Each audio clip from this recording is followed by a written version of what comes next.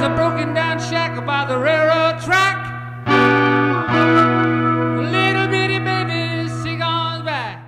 Hello YouTube, it's the second part of the day. It's the day after with the Evaporust wrench, Evapo wrench. I'm gonna take it out of it and see how it looks.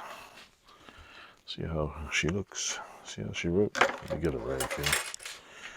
Alrighty. Let's. I don't want to get this shit all over me. Alrighty. Oh yeah, she's got a line on it.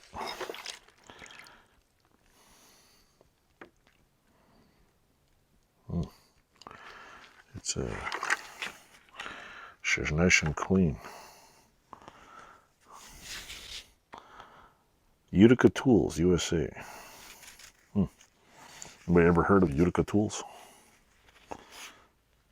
Alloy Utica steel. You know what? She has got some pitting. She still don't come apart. And the end has a little bit of rust on it. Now it's black metal. It's like a bad metal band. Black metal. Black metal. Let's see. Can we get this little screw out yet? I don't know. Everything seems pretty clean.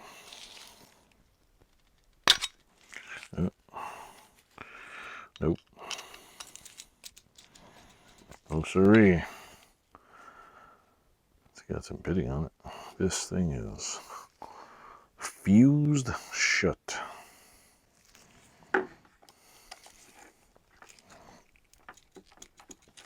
Needs a little heat. I'm gonna probably juice this with some, what do you call it? But anyway, compared to before, this thing is pretty wild looking. I don't know if it was chromed or what, but I don't know if you can see this, but it says Utica Tools, and this side says Alloy Utica. It's looks like it's got a lot of pitting on it. It's the pits. I don't know, maybe I can give it a whack or two and it might come apart. Who knows?